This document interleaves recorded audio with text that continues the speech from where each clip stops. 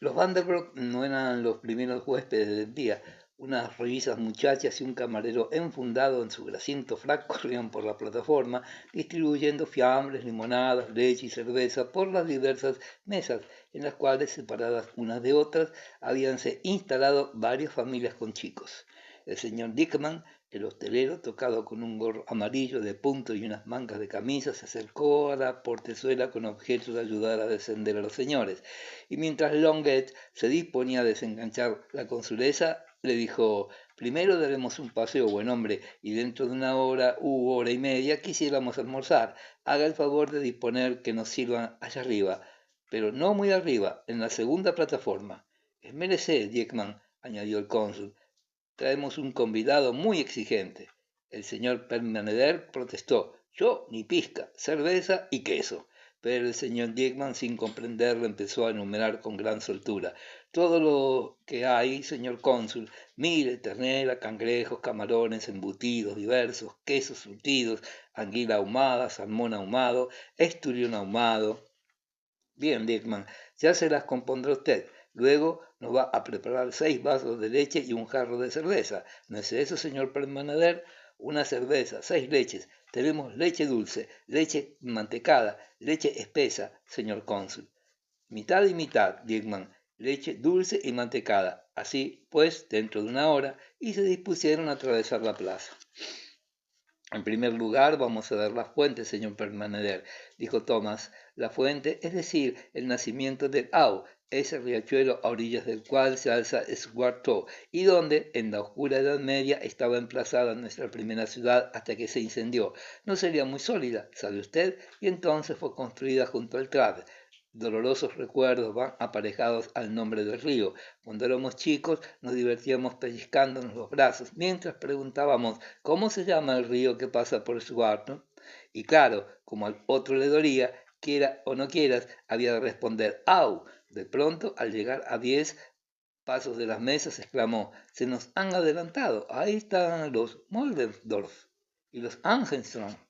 En efecto, así en la tercera plataforma se hallaban sentados los más ilustres miembros de ambas distinguidas familias en 2 mesas reunidas, comiendo en medio de animada conversación. El viejo senador Mulder Ford, un señor pálido con blancas patillas estrechas y puntiagudas, presidía. Era diabético, su esposa Née Dangal se entretenía jugando con sus impertinentes de largo mango y su cabello gris le rodeaba desordenadamente la cabeza. Allí estaba su hijo Augusto, un joven rubio, bien parecido, esposo de Hulchen Née Hansentron. Esta, pequeña, vivaracha, con grandes y relucientes ojos negros, luciendo en las orejas unos brillantes casi equiparables por su tamaño a los ojos, estaba sentada entre sus hermanos Hermann y Moritz. El cónsul Hermann Hangenstrom empezaba a adquirir corpulencia debido a que vivía opíparamente. Se susurraba que por las mañanas se desayunaba con foie gras, usaba barba corta de un rubio rojizo y su nariz, la nariz de su madre, se proyectaba grotescamente sobre el labio superior. El doctor Maurice, con su pecho débil y tez amarillenta, mostraba hablando con viveza sus agudos y espaciados dientes. Ambos hermanos tenían a su lado a las respectivas esposas, pues hay que observar que también el jurisconsulto estaba casado hace ya algunos años con un tal señorita Putfarken de Hamburgo, que tenía un cabello color manteca y unas facciones extremadamente frías, de tipo inglés, aunque hermosas y regulares en extremo, ya que el doctor Angenstrom, con la fama adquirida, no se hubiera resuelto nunca casarse con una mujer fea. Finalmente, estaban también con ellos la hijita de Hermann Angenstrom y el niño de Maurice, ambos vestidos de blanco, que ya en aquella época podían considerarse prometidos, puesto que la fortuna Eunice Argenstrom no debía dividirse. Todos comían huevos revueltos con jamón. Se saludaron solamente cuando los Vanderbilt hubieron llegado a la distancia mínima de la reunión. La consulesa lo hizo con un gesto de cabeza algo distraído, a la par que admirado. Thomas quitándose el sombrero y moviendo los labios como si expresara un frío cumplido, y Gerda con una inclinación formal y reservada. En cambio, el señor Permanader, fatigado por la subida, agitó con una gran ingenuidad su verde sombrero y en voz alta y recogida dijo: «Tengan ustedes muy buenos días». Entonces la señora Mollendorf le dirigió sus impertinentes. Tony, por su parte, se encogió de hombros, irguió la cabeza, tratando al mismo tiempo de apoyar la barbilla en el pecho, y saludó con tanta altanería que su mirada pudo deslizarse apenas a nivel del elegante sombrero de anchos bordes del Hulchen Mondelford.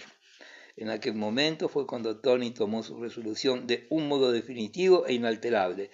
«Gracias a Dios y a ti, Tom, no almorzaremos hasta dentro de una hora. No podría tragar un solo bocado teniendo ante mis ojos a la tal Hulchen, ¿sabes? ¿Te has fijado en su manera de saludar? Casi no lo ha hecho. Según mi modesta opinión, su sombrero es de muy poco gusto. No sé en cuanto al sombrero, pero por lo que hace al saludo, tú no te has mostrado muy amable que digamos. Amiga mía, no te enojes». Enojarme, Tom, cuando esa gente sostiene que es de la mejor estirpe, una no puede hacer otra cosa que echarse a reír. ¿Qué diferencia hay entre esa Hulchen y yo? ¿Quieres decirme? Pues que ella no se casó con un tramposo, sino sencillamente con un duchac, como diría Ida, y así se hallará un día en mi caso. Ya veríamos si encontraba un segundo marido. ¿Y quién dice que tú le vas a encontrar? Un deschat, Tomás, siempre es mejor que un tramposo, mejor que no sea ni lo uno ni lo otro, pero no hay por qué hablar de eso. Tienes razón, nos estamos quedando atrás. Ahí viene el señor Permeneder, que sube jadeante. El umbroso sendero a través del bosque se hizo llano y no tardaron en llegar al arroyo, lugar romántico y pintoresco, con un puente de madera sobre una pequeña cima, de escarpadas laderas y árboles colgantes de desnudas raíces. Gracias a un vaso plegable de plata que la consulesa había traído, pudieron apagarse todos la sed con el agua fresca y ferruginosa, en cuya operación el señor Permaneder, queriendo dar una muestra de galantería, insistió en que fuese Madame Grungy quien se le llenara el vaso, y agradecidísimo repitió diversas veces: «Ah, esto es finura», sin cesar de charlar, prudente y atento con la señora consulesa y Thomas, así como con Gerda y Tony, hasta con la pequeña Erika. Gerda, que hasta entonces había sido atormentada por un gran sofoco y una muy rígida nerviosidad, empezó a animarse, y cuando después de regresar a buen paso sentáronse todos a la mesa, colocada en la segunda plataforma de la hostería y provista de variadísimos platos, ella fue la primera en deplorar con amables expresiones la inminencia de la partida del señor Permaneder, precisamente ahora que ambos empezaban a conocerse y que, como era fácil comprobar, iban disminuyendo a ojos vistas las confusiones originadas por el empleo de los dialectos. Por su parte, podía afirmar que su amiga y cuñada Tony había exclamado 2 o 3 veces con un virtuosismo ejemplar: «Vaya con Dios». El señor Permaneder guardóse muy bien de dar una respuesta definitiva a la palabra partida, y su atención se concentró bruscamente en todas aquellas golosinas que cubrían la mesa a rebosar, golosinas que, allende el Danubio, no se disfrutan todos los días.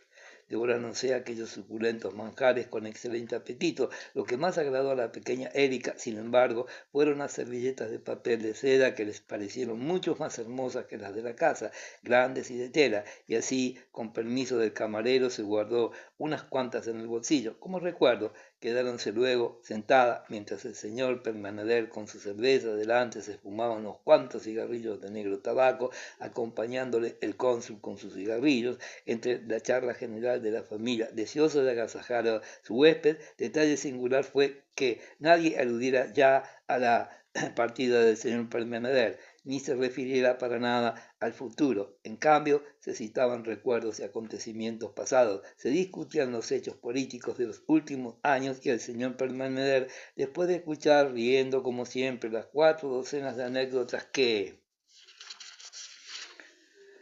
la consulesa contara sobre su difunto marido, se decidió a hablar de la revolución de Múnich y de Lola Montes, mujer que despertó un gran interés en la señora Grundy.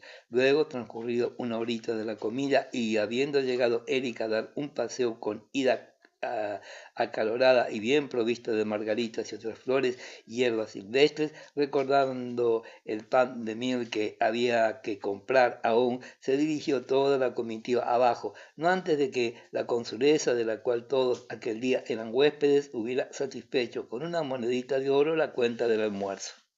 En la hostería se dio orden de que el coche estuviera dispuesto una hora más tarde para el regreso, pues deseaban llegar a casa con tiempo para descansar un poco antes de sentarse a la mesa, y luego despacio, pues el sol quemaba al caer a plomo sobre el polvo del camino, emprendieron el paseo amparándose en las sombras de las bajas casucas del lugar.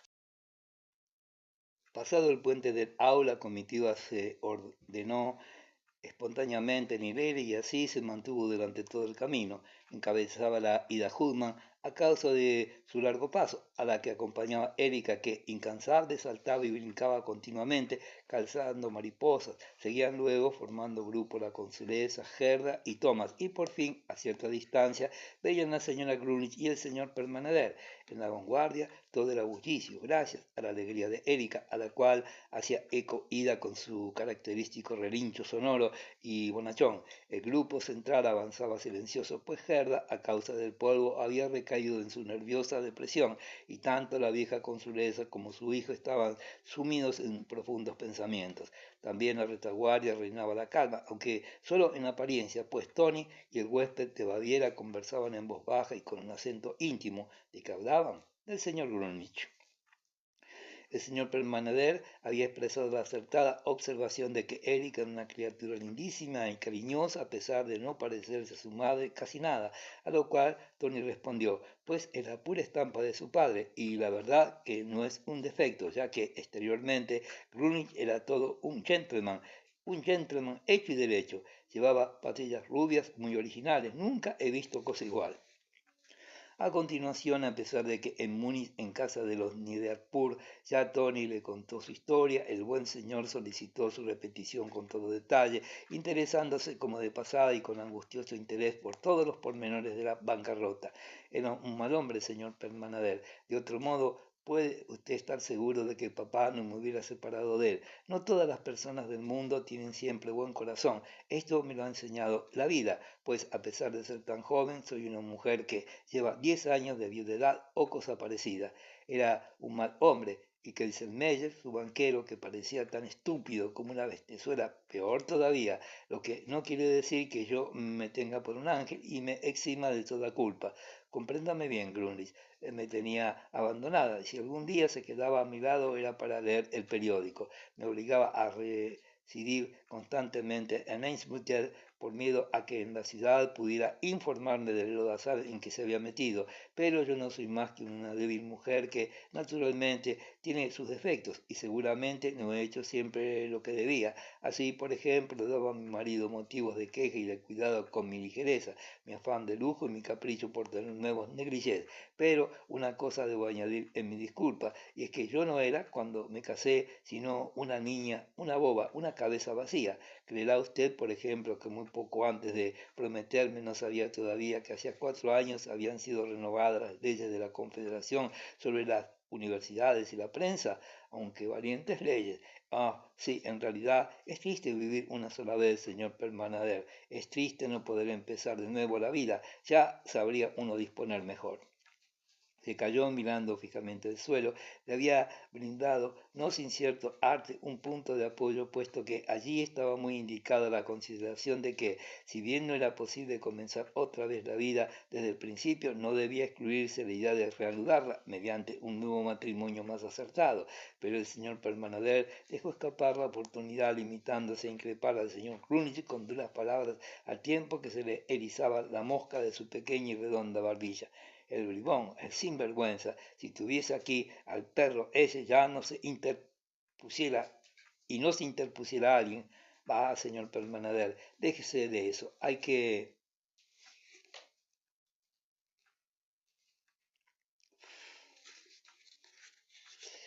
olvidar y perdonar. La venganza es mía, dice el señor. Pregúntele si no a mi madre. Mire, yo no sé dónde se encuentra Cluny ni cómo le va en la vida, pero le deseo mucha felicidad a pesar de que tal vez no la merece. Habían llegado al pueblo y se hallaban frente a la pastelería casi sin darse cuenta. Se habían detenido y sin consultarse miraron con ojos serios y ausentes cómo desaparecían a través de la baja puerta de la tienda, tan baja que para entrar era preciso encorvarse. Erika, Ida, la consulesa, Thomas y Gerda, tan sumidos se hallaban en su conversación que, sin embargo, no había versado hasta entonces más que sobre asuntos superfluos y de mínima importancia. Se encontraron junto a una cerca, dentro de la cual se extendía un largo y estrecho bancal plantado de sedas y cuya tierra negra y blanda se entretenía en cavar cariñosamente con la punta de su sombrilla la señora Grunich, que tenía la cabeza un poco inclinada y el rostro acalorado. El señor Permanader, hundido en la frente su verde sombrero con la barba de gamo, permanecía a su lado y colaboraba en la excavación con el extremo de su bastón. También él tenía inclinada la cabeza, pero sus ojuelos azules y abultados, que se habían puesto en exceso brillantes y hasta un poco irritados, miraban con una mezcla de devoción y tristeza y codicia el rostro de la joven, y un temblor nervioso movía sobre su boca el afilado bigote. Y claro, ahora sentirá usted un terror de todos los diablos por el matrimonio y no querrá probar nunca más, ¿verdad, señora Grunlich? Qué poca habilidad, pensó ella, tendré que asentir. Y respondió, sí, mi apreciado señor Permanader, debo confesarle que sería para mí muy difícil dar otra vez mi consentimiento y atarme por toda la vida, puesto que la experiencia me ha enseñado. Compréndalo usted lo terrible que es semejante resolución. Para ello debería tener el firme convencimiento de que se trata de un hombre bueno, noble, magnánimo. Aquí se permitió él interponer la pregunta de si le consideraba poseedor de tales condiciones, a la cual ella respondió, sí, señor Permanader, en ese concepto le tengo, a lo que siguieron aún breves palabras pronunciadas en voz baja, en la cual se encerraba la petición. El señor Permanader solicitaba autorización para hablar a la señora consulesa y a Thomas. Al salir de nuevo a la calle, los restantes miembros de la comitiva, cargados de cucuruchos y panes de miel, el cónsul dirigió una discreta mirada a los rostros de ambos, que permanecían sumidos en gran perplejidad. El señor Permanader, sin procurar ocultarla, y Tony disimulándola con digno y majestuoso orgullo. Apresuráronse a ganar el coche, pues el cielo se había cubierto y empezaba a caer gruesas gotas de agua. Tal como Tony supuso, su hermano se había informado sobre la situación del señor Permanader desde el mismo día de su llegada, resultando que la señora X, Nope y compañía constituyen una sociedad muy sólida, aunque no de mucho capital, que trabajaban en cooperación con la destilería de la que era director el señor Niederpower y que conseguía un bonito beneficio, el cual, sumado a los 17.000 escudos de Tony, permitirían al matrimonio una existencia desahogada, aunque sin lujos. La consulesa había sido ya informada de tales referencias y así, en una extensa sesión que se celebró en el Salón de los Paisajes, la noche misma de la partida, a la que asistieron la consulesa, Thomas, el señor Permanader y Antoine, quedaron aclarados con facilidad todos los detalles, incluso en lo que afectaba a la pequeña Erika, quien, cediendo a los deseos de Tony y con el cordial asentimiento de su prometido, viviría también con ellos en Múnich. 2 días después se marchaba el traficante en lúpulo, porque si no, el NOP iba a enfurecerse, pero ya en el mes de julio se encontraron nuevamente la señora Grunlich y él en su ciudad natal, en compañía de Tom y Gerda, que se dirigían a los baños de Croix, con objeto de pasar allí 4 o 5 semanas, mientras la consulesa con Erika e Ida Hudman se quedaban en el balneario. En el Báltico, las dos parejas tuvieron ocasión de visitar en Múnich la casa que el señor Permanader se disponía a comprar en la Kupfinsgastre, muy cerca de las de Niederpur, la mayor parte de la cual pensaba alquilar. Era un edificio de buen aspecto, viejo ya, con una escalera angosta que empezaba en la puerta y se encaramaba recta y sin descansillos ni ángulos hasta el primer piso, desde donde, retrocediendo hasta el pasillo, entraba en los cuartos situados en la parte delantera. A mediados de agosto regresó Tony a su casa para dedicar las próximas semanas al cuidado de su ajuar y demás preparativos. Muchas cosas quedaban todavía de su primer matrimonio, pero debían completarse mediante nuevas adquisiciones, para lo cual se trasladó un día a Hamburgo, donde compró diversas prendas, entre ellas un salto de cama sin adornos de terciopelo, naturalmente, sino de guarniciones sencillas. Avanzando ya de otoño, se presentó de nuevo el señor Permaneder en la Magentrans. No quería demorar por más tiempo la boda. La ceremonia se efectuó sin festejos ni solemnidades, tal como Tony esperaba y todos deseaban. No se dio resonancia al suceso. Dejemos la pompa, dijo el cónsul. Vuelves a estar casada y es como si nunca hubieras dejado de hacerlo. Pocas participaciones fueron enviadas, pero de que Hulchen Maldenford Angenstrom recibiese una, se preocupó la señora Grüning. Oportunamente renuncióse al viaje de boda en atención a que el señor Permaneder destetaba semejantes estupideces, y a Tony, que acababa de llegar de su veraneo, el viaje a Múnich ya le parecía largo. El casamiento esta vez no se verificó en el Pilistilo, sino en Santa María, y fue celebrado en familia. Tony llevó con dignidad la flor de azahar en el lugar del mirto, y el pastor Colin, con su voz algo más apagada que antaño, aunque siempre con su estilo extremado, predicó sobre la templanza. Christian llegó a Hamburgo vestido con gran elegancia, venía un poco endeble, pero tan alegre como de costumbre, diciendo que sus negocios con Burmeister seguían tip-top y declarando que Clotilde y él iban a casarse uno de estos días. Pero entendámonos, cada uno por su lado, y llegó con el retraso a la iglesia, porque antes había hecho una visita al club. Tío Justus, muy enternecido, mostróse tan espléndido como siempre, regalando a los novios un hermosísimo y macizo centro de mesa de plata. Él y su mujer se morían casi de hambre, debido a que la débil madre seguía pagando con el dinero del presupuesto doméstico las deudas de su descastado y desheredado hijo Jacob, que a la sazón residía en París. La dama Vanderbroek de la calle Ancha dijeron: vaya, esperamos que esta vez durará. Y lo más desagradable de aquella duda era que ellas no lo esperaban seguramente. Cecemy Wimbrook, por su parte, alzóse sobre las puntas de los pies y dando a su antigua pupila, ahora ya señora Permaneder, un ruidoso beso en la frente, exclamó articulando bien los sonidos: sé muy feliz, niña querida. Capítulo 7. A las 8, después de levantarse, bajar por la escalerilla de caracol al subterráneo, tomar su baño y ponerse nuevamente su bata de noche, el cónsul Vanderbroek empezaba ya a ocuparse de sus asuntos de la vida pública. En aquel momento aparecía con su cara inteligente y sus rojas manos, en las que sostenía un cacharro con agua tibia traído de la cocina, amén de los utensilios pertinentes al caso, el señor Wenzel, barbero y miembro de la Cámara Burguesa, mientras empezaba a enjabonar al cónsul que, con la cabeza hacia atrás, se arrellanaba en su ancha silla, solía entablar una conversación que, empezando por las referencias del descanso nocturno y estado del tiempo, se desviaba pronto hacia los acontecimientos mundiales y las particularidades íntimas de las familiares. Todo lo cual prolongaba la operación, ya que cada vez que el cónsul hablaba debía alejar el barbero una navaja del rostro de su cliente. ¿Ha dormido bien, señor cónsul? Perfectamente, Wenzel. Gracias. ¿Buen tiempo hoy?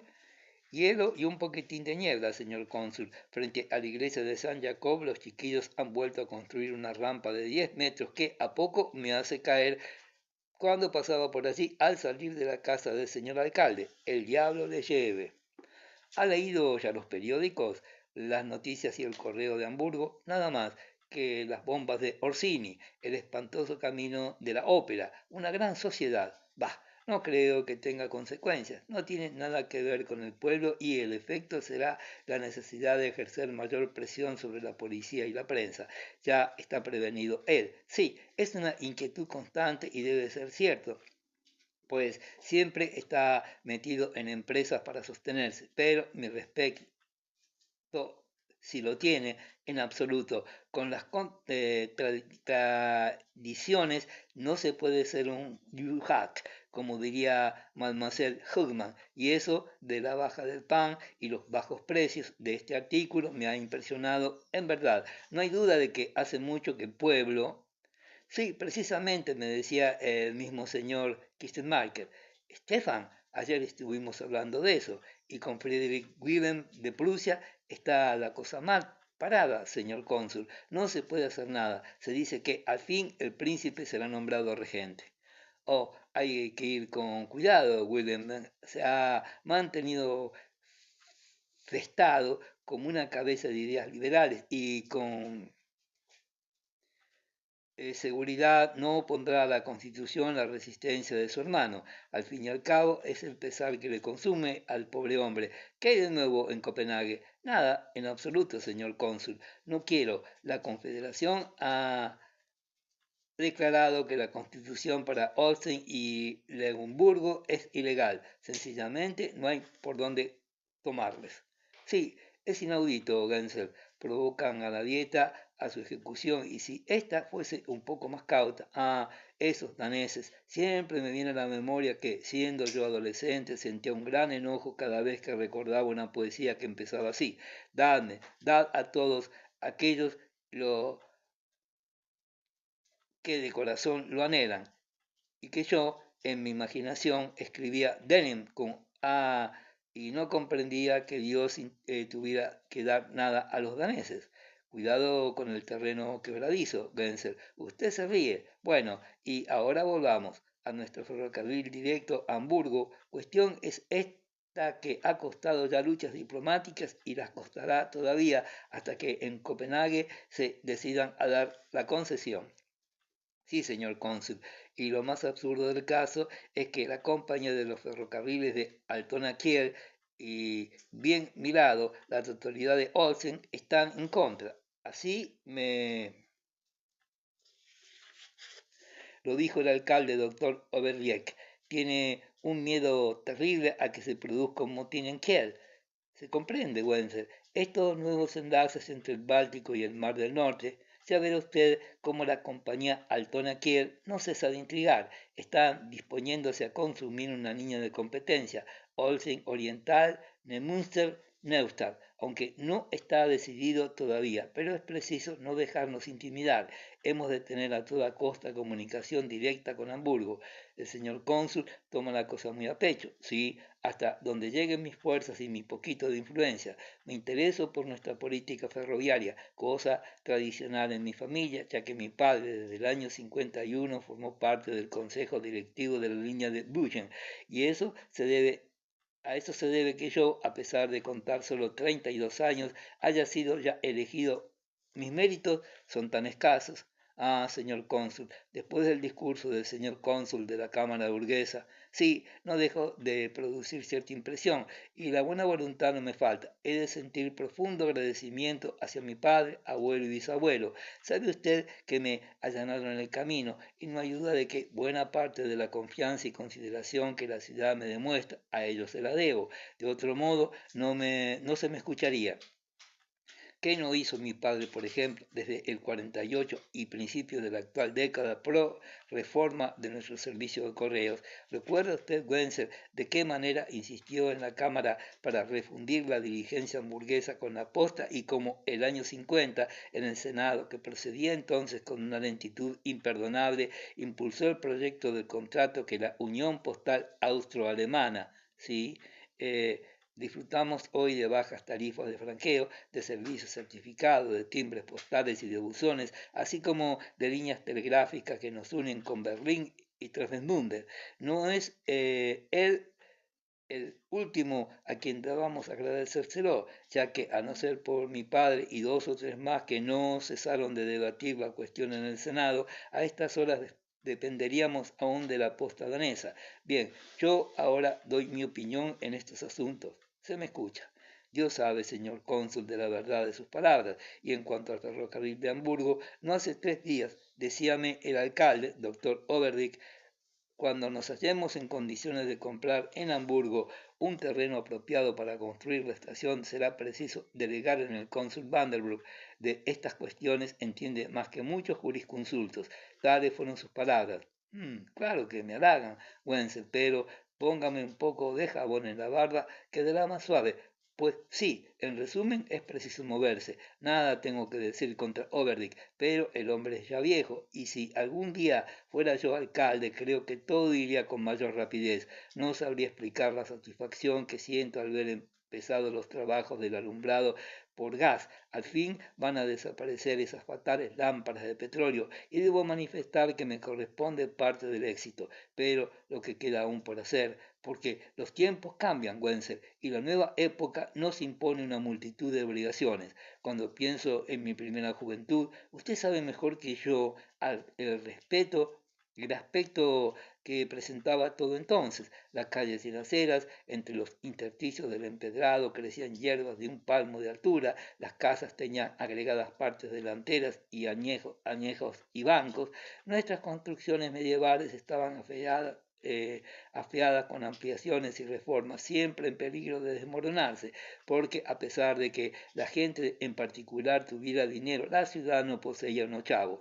Cada cual engordaba para sí, como diría mi cuñado Permanader, y nadie pensaba en reparaciones. Aquellas gentes eran felices y comodonas, y el íntimo de mi abuelo, sabe usted, el bueno de Jean-Jacques Osteder, se dedicaba a pasear y a traducir picantes historietas del francés, pero las cosas no podían continuar siempre de aquel modo. Ya han variado y variarán más todavía. No somos ya 37.000 habitantes, sino más de 50.000, como usted sabe, y el carácter de la ciudad cambia. Tenemos nuevas construcciones, arrabales que se ensanchan, buenas calles, y hay que pensar en la restauración de los monumentos de nuestras épocas de esplendor, aunque todo eso, a fin de cuentas, es apariencia. Queda todavía lo más importante, mi querido Wenzel, y aquí me tiene usted llegando al ceterum censeo de mi padre, que en gloria esté, la unión aduanera. Wenzel, es preciso entrar en la unión aduanera y ya no debería discutirse sobre ello.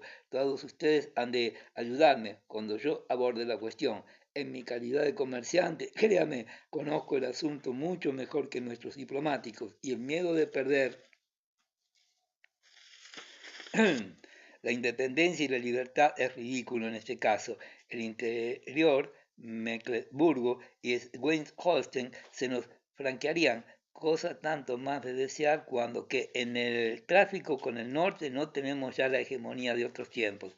Bien, gracias, Wenzel. La toalla. Terminó el cónsul, y después de cambiar todavía unas palabras sobre el precio del centeno, que estaba a 55 escudos y mantenía una endiablada tendencia a la baja, y acaso unas pocas observaciones sobre algún incidente doméstico de la ciudad, desapareció el señor Wenzel del subterráneo, subiendo a la calle donde vaciaba su reluciente vacía en el empedrado, mientras el cónsul, volviendo por la escalerilla al dormitorio, depositaba un beso en la frente de Gerda, que entre tanto se había despertado y estaba vistiéndose.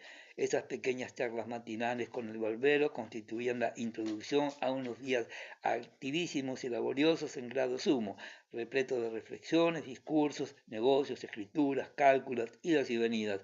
Gracias a sus viajes, a sus conocimientos y a sus intereses, era Thomas Vanderbilt la menos obtusa y limitada cabeza de la burguesía circundante, y con seguridad era el primero en reconocer la estrechez y la pobreza espiritual de la atmósfera en que se movía, pero fuera en su vasta y dilatada patria, a consecuencia de la impetuosidad de la vida pública que los años de revolución engendran, siguió un periodo de abatimiento, de postración, de retroceso en extremo vacío para ser capaz de ocupar una mente vivaz, y así poseía el joven el espíritu necesario para reducir la simbólica importancia de toda tarea humana a su propia verdad favorita, y todo cuanto en fervor, potencia, entusiasmo y activo impulso era patrimonio suyo, lo aplicaba en provecho de la diminuta república, en la esfera de la cual su nombre constaba entre los más conspicuos, sin olvidarse del nombre y el blasón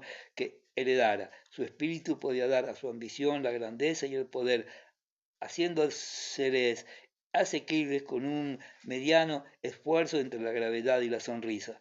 Apenas concluido el desayuno que le servía Antonio en el comedor, terminaba de vestirse y se dirigía al despacho de la Magistranz, donde se pasaba poco más de una hora escribiendo 2 o 3 cartas urgentes y telegramas, daba tales o cuales disposiciones, empujando la rueda motriz del negocio, y luego lo dejaba bajo el ojo del señor Marcus.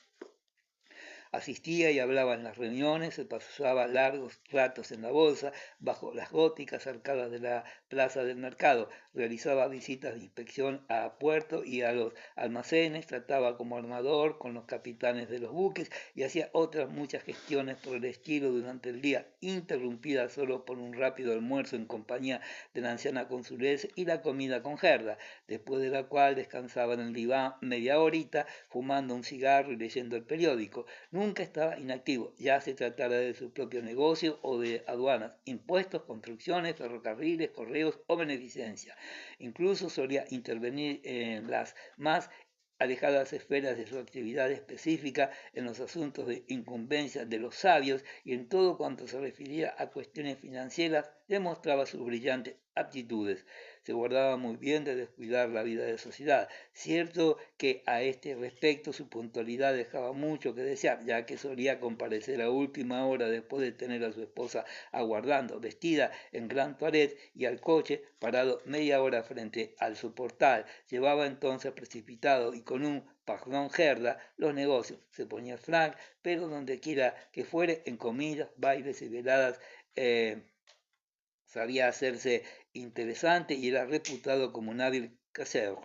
Tanto él como su mujer, en materia de representación, no les iban en saga a las más notables familias. Su cocina y su bodega pasaban por tip-top. Era estimado como sequioso, atento y discreto anfitrión, y el ingenio de su brindis sobrepasaba el nivel de lo corriente. Las tranquilas veladas pasábalas en compañía de Gerda, fumando, atento a la música de su violín o bien leyendo a dúo narraciones francesas, alemanas o rusas que ella escogía. De este modo trabajaba forzando al éxito, ya que su prestigio en la ciudad iba en aumento y a pesar de los desembolsos que habían supuesto los establecimientos de Christian y el matrimonio de Tony, la casa llevaba unos años excelentes. Más, con todo, había algo que de vez en cuando menguaba su ánimo y la elasticidad de su espíritu, turbando su ecuanimidad. En primer lugar, fue Christian en Hamburgo, cuyo socio, el señor Burmester, había muerto repentinamente en la primavera del mismo año 58 a consecuencia de un ataque de apoplejía. Sus herederos se apresuraron a retirar de la casa el capital del difunto y el cónsul encareció a su hermano la conveniencia de continuar el negocio con la ayuda de una aportación suya, ya que sabía muy bien lo difícil que es sostener una casa cuando se ha cenado bruscamente el capital social. Pero Christian insistió en continuar independiente y se hizo cargo del activo y pasivo de HCF Burmester y compañía, cosa que hacía temer disgustos serios.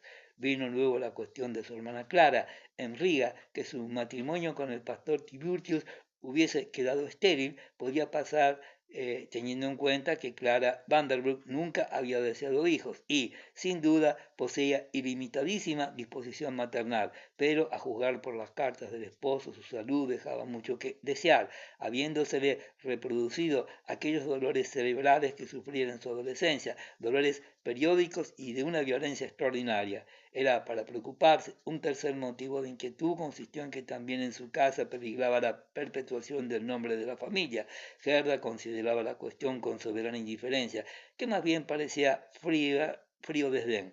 Thomas soportaba en silencio su pena, pero no así la consulesa, quien, tomando cartas en el asunto, había llamado aparte al doctor Rabot.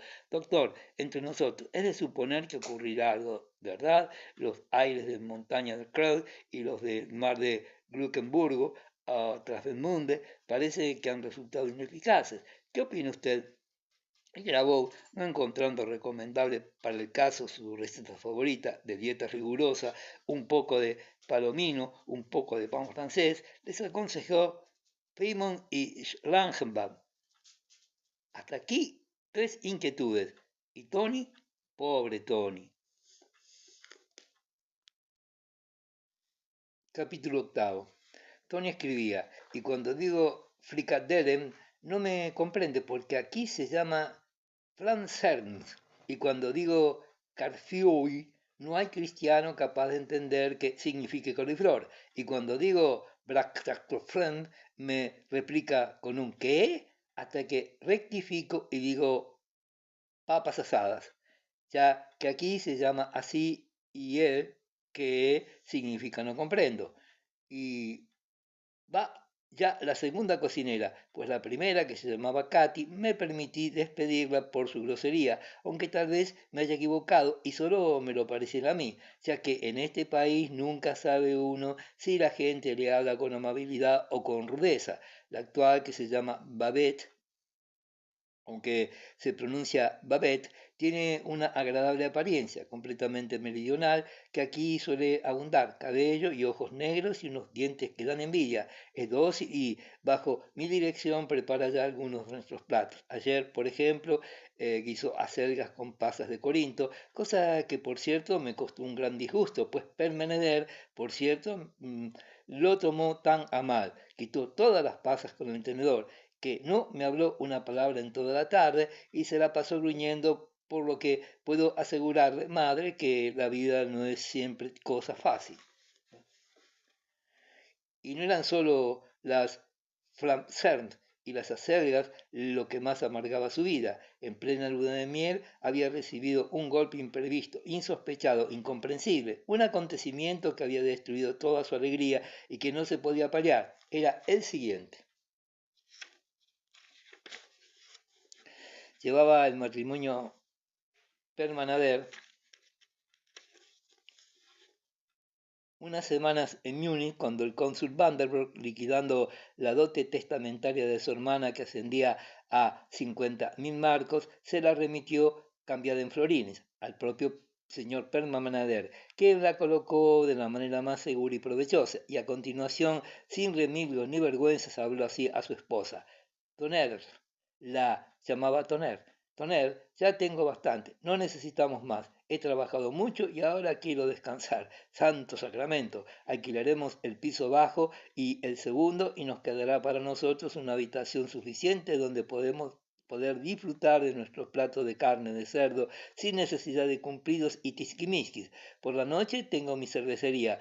Con mi renta puedo vivir como un rey y no necesito quebrarme la cabeza. Así que desde mañana me retiro y paso a la vida privada. Permanader, exclamó ella por primera vez con aquel su acento gutural que empleaba al nombrar al señor Gurnis, pero él se limitó a contestar, bueno, no te alborotes, y siguió una batalla en la que la esposa le culpó de destrozar la dicha de un matrimonio. Él, un hombre tan serio y tan fuerte, pero había quedado vencedor. Su apasionada resistencia se quebró contra la pasividad del hombre, y la cuestión terminó liquidando al señor Permanader su parte en el negocio del lúpulo, por lo que en adelante el señor Nope podría ya borrar con lápiz azul la palabra compañía de sus tarjetas, y así, imitando a la mayoría de sus amigos con los que se reunía por la noche en la tertulia de la cervecería, ingiriendo un promedio de 3 litros de cerveza, limitó sus actividades en lo sucesivo a subir los alquileres a sus inquilinos y a cortar tranquilamente sus cuponcitos. La consuleza tenía sobre todo ellos referencias generales, pero en las cartas que la señora Permanader dirigía a su hermano sobre el caso palpitaba el dolor sufrido. Pobre Tony, sus más negros temores habían sido sobrepasados. De antemano sabía que el señor Permanader no poseía ni pizca de aquella actividad que tanto sobresaliera en su primer marido, pero que fuera capaz de defraudar así todas sus esperanzas, aquellas de las cuales hablara la señorita Hudman aún la víspera de su noviazgo, de pasar por encima de todas las obligaciones que asumía por el mero hecho de casarse con una Vanderbroek, eso nunca lo hubiera supuesto. Cosas eran estas que forzosamente debían lastimarla, y su familia podía colegir por sus cartas de qué manera se resignaba. Su vida se deslizaba monótona junto a su esposo y Erika, la cual iba ya a la escuela, cuidaba de la casa, relacionábase amistosamente con los inquilinos de la planta baja y el piso, así como con la familia Niederpower de la Marienplatz, y alguna que otra vez de tarde en tarde mencionaba la asistencia al Teatro Real en compañía de su amiga Eva, ya que el señor Permanader no sentía por el arte afición alguna, pues, según decía, después de llevar en su querido Múnich más de 40 años, nunca había puesto los pies en la pinacoteca. Corrieron los días y la verdadera dicha de la nueva vida pasó ya para Tony desde el momento en que Permanader, dueño de su dote, se retiró a la vida privada. Faltaba la esperanza, el estímulo, ya nunca podría comunicar a los suyos un éxito, una prosperidad, tal como era ahora, sin cuidados, pero sin perspectivas, tan poco distinguida, así debería continuar hasta el fin de su existencia. Y ello le pesaba, y sus cartas revelaban claramente que esta depresión de ánimo constituía la mayor dificultad para conseguir habituarse a las condiciones de vida propias de la Alemania meridional. Se sentía aislada, sola. Cierto es que había aprendido a entenderse con criadas y tenderos, a decir Franzare en lugar de Frikandelen y a no servir a su marido más sopas de frutas, después que éste las calificó de repugnantes porquerías. Pero en conjunto continuaba siendo una extraña en su nueva patria, ya que el sentimiento ocasionado por la idea de que el ser una Vanderbroek no le importaba aquí un comino a nadie, la mantenía en incesante humillación. Cuando escribía que, habiéndose encontrado en la calle con un albañil que llevaba un jarro en una mano y una remolacha tomada por las hojas en la otra, y que, sin más ceremonia, le había preguntado, dígame qué hora es. Por favor, señora vecina, podía notarse, a pesar de la comicidad de la anécdota, un fuerte tono de indignación palpitante en sus palabras, y podía uno estar seguro de que le habían vuelto la cabeza y plantado sin honrarle, no ya con una respuesta, sino ni tan solo con una mirada. De todos modos, su exotismo y antipatía no era cuestión de achacarlos a este cerrado concepto de la distancia y esa petulancia que la distinguían. Nunca llegó a compenetrarse con aquella villa ni con el tráfico de Múnich, pero sí llegó a rodearla el ambiente muniqués, ambiente de gran ciudad llena de artistas y burgueses que nada hacían, un ambiente un poco desmoralizado que al respirarlo descentraba a menudo su ánimo. Así corrieron los días hasta que uno de ellos pareció anunciar una alegría, precisamente aquella por la que tanto se suspiraba en vano, en la calle Ancha y en la Megenstrans, y poco antes de Año Nuevo, en 1859, trocóse la esperanza en certidumbre de que Tony iba a ser madre por segunda vez. El gozo vibraba ahora en sus cartas, cuajadas de petulantes, pueriles y exageradas locuciones, como no aparecían en ellas desde hacía tiempo. La consuleza, a quien aparte de sus salidas veraniegas, limitadas cada día más a las playas bálticas, repugnaba toda clase de viajes deploró tener que estar lejos de su hija en el trance próximo y se concretó a transmitirle por escrito sus esperanzas en la misericordia divina. Pero Tony Gerda se invitaron al bautizo y la cabeza de Tony se llenó de planes para hacerles un magnífico recibimiento. Pobre Tony, pero este había de ser tristísimo y el bautizo, que flotaba en su imaginación como una encantadora fiesta entre flores, confites y chocolates, escrito estaba que no se verificaría, pues la criatura, una niña, entró en la vida solo para volver a desaparecer de ella un cuarto de hora más tarde, pese a los esfuerzos que hizo el médico para salvar su endeble organismo. A su llegada a Múnich, el cónsul van der Broek y su esposa encontraron a Tony en peligro, mucho más exhausta que la primera vez, yacía en cama la infeliz madre y por espacio de varios días su estómago, atacado de aquella atonía nerviosa de que otras veces había sufrido, se negó a ingerir alimento alguno. Sin embargo, se rehizo y siquiera en este aspecto pudieron los Van der Broek regresar tranquilos, mas no exentos de cierta preocupación, ya que se había demostrado plenamente y en particular no había escapado a la sagaz mirada del cónsul que ni aquel dolor común podía aproximar a los desavenidos esposos.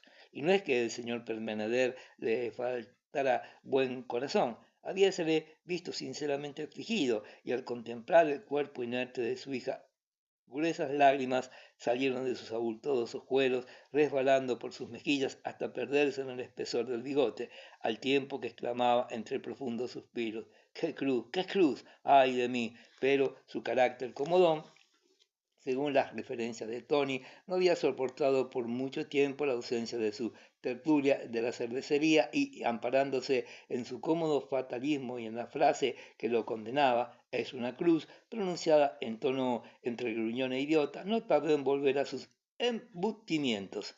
Desde entonces las cartas de Tony ya no abandonaron aquel centro de desesperación y de queja.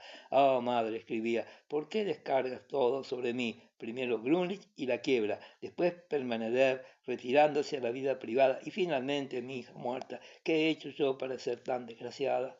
Al leer semejantes lamentaciones, el cónsul no podía reprimir una sonrisa, pues a través del dolor latente que se adivinaba en aquellas líneas, se traslucía un sedimento de orgullo, orgullo casi grotesco, ya que Tom sabía muy bien que Tony Vanderbroek, tanto siendo Madame Grunlich como Madame Permeneder, no dejaba de ser una niña que reaccionaba frente a todos los incidentes de su vida, hasta en los más duros, con una dosis increíble de gravedad, presunción y resistencia completamente pueriles. No creyó, claro es, que fuese merecedora de tantas desdichas, pues si bien hacía burla de la profunda religiosidad de su madre, estaba tan saturada de sentimientos que creía con fervor en los méritos y en la justicia de la tierra. Pobre Tony, la muerte de su segunda hija no era, sin embargo, el último ni el más duro de los golpes que le reservaba el destino. A fines de 1859 ocurrió algo espantoso. Era uno de los últimos días de noviembre, día de frío otoñal, cielo cubierto con la promesa de las primeras nieves y brumas errantes y a trechos despejadas por los rayos del sol, uno de esos días de ciudad marítima en los que el filo cortante del noroeste resopla con un pérfido silbido al chocar contra las esquinas de los templos y en los cuales resulta facilísimo tomar una pulmonía. Cuando a mediodía el cónsul Vanderbroek entró en el salón de los paisajes, encontró a su madre que, con los lentes puestos, estaba inclinada leyendo un telegrama.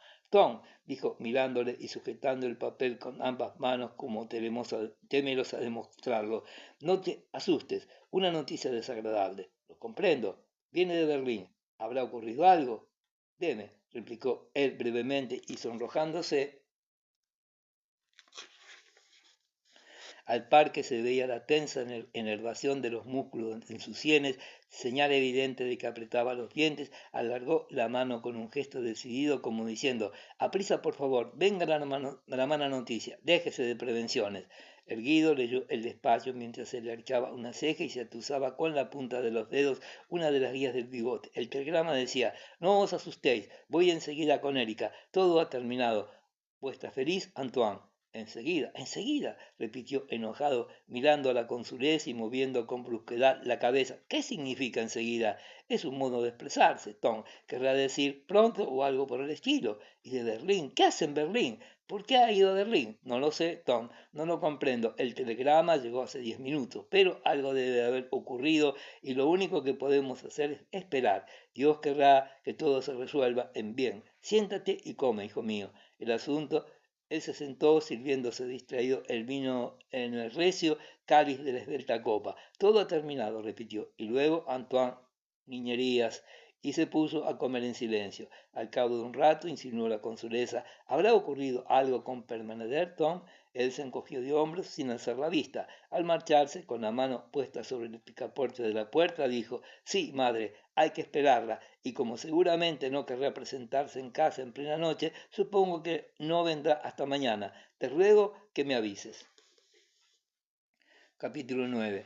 La consuleza estuvo aguardando hora tras hora, pasó la noche sin descansar, llamó a Ida Hudman, que aún dormía en la habitación más apartada del entresuelo, dispuso que le preparase agua azucarada y pasó algunas horas sentada en la cama ocupada en una labor de costura. A la hora del almuerzo, el cónsul dijo que en caso de que viniera, llegaría a las 3:34 de la tarde. La consuleza se quedó en el salón de los paisajes, junto a la ventana intentando absorberse en la lectura de un libro en cuya negra cubierta se veía grabada una palma de oro. El día amaneció como el de la víspera, con frío, niebla y viento. Tras la bruñida pantalla de hierro forjado fulgía el hogar. La anciana se estremecía y miraba a la calle cada vez que llegaba a su oído el rodar de un carruaje. A las 4 y precisamente cuando ya no atendía al rumor callejero y casi se había olvidado de su hija, se produjo cierto movimiento abajo, en el zaguán. Adelantó la anciana el busto que se destacaba sobre la luz de la vidriera, haciendo ademán de asomarse, mientras con su pañuelo festoñado de encaje quitaba el vaho a uno de los cristales. En efecto, había un coche frente a la puerta y alguien subía ya la escalera. Apoyó ambas manos en los brazos del sillón, como para levantarse, pero reflexionando, dejóse caer en él. Luego irguió instintivamente la cabeza en actitud de expectante, al tiempo que entraba su hija atravesando la habitación con paso precipitado, casi corriendo, mientras Erika quedaba en la puerta de la mano de Ida Huckman. La señora Permenader vestía un abrigo adornado con pieles y amplio sombrero de fieltro con velo. Parecía desalentada, tenía la tez pálida, los ojos encendidos y un inquieto temblor en su labio superior que le daba la misma impresión de antes, cuando lloraba de niña. Alzó los brazos extendidos y en un ademán de vencimiento se hincó de rodillas ante su madre, hundió el rostro entre los pliegues del vestido de la anciana y luego rompió en un amargo sollozo. Todo ello le producía la impresión de que había salvado así de un tirón la distancia que le separaba de Múnich y de que allí estaba, al cabo de su vida, abatida y salvada. La consulesa permaneció silenciosa unos momentos.